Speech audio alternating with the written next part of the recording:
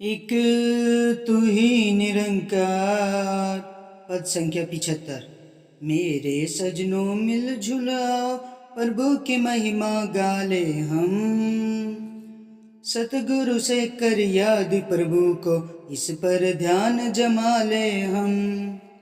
गले सड़े ना जल में डूबे, दात अनोखी पाले हम। सतगुरु से कर याद प्रभु को, आवागमन मिटा ले हम। मन अपने की ज्योत जगाकर, मन में याद बसा ले हम। सतगुरु से कर याद प्रभु को, घर में निज घर पाले हम। अवतार गुरु चरणों में आकर, तीरथ सकल नहाले हम। जिसके लिए मिला तन चोला, वही काम निपटा ले हम। मेरे सजनों मिलजुल आओ, प्रभु की महिमा गाले हम। सत्संग जी, अवतार वाणी में जो ये शब्द आया है, मेरे सजनों मिलजुल कर इस प्रभु परमात्मा की महिमा गाले हम। सतगुरु से कर याद प्रभु को, इस पर ध्यान जमा ले हम।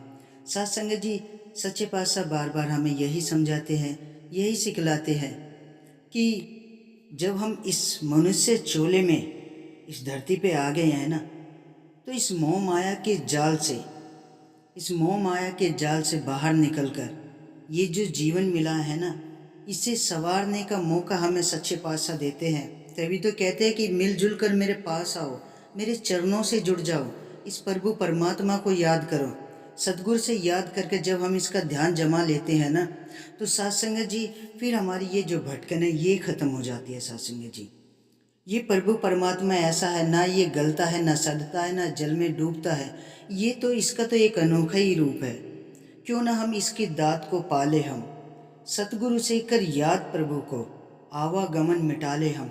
सत्संग जी, सच्चे पातशाह स्पष्ट रूप में अवतार वाणी में ये शब्द आ रहा है कि इस सतगुरु महाराज के चरणों से मिलकर, इस निरंकार के चरणों से जुड़ के, ये जो हमारा प्रभु परमात्मा बार बार हमें चेतनता करता है कि हम जो बार बार भटकते रहते हैं, 84 योनि के चक्कर लगाते रहते हैं, ये आना जाना, ये भटकन हम अपनी हटा लें, ये दूर कर ले अपनी भटकन।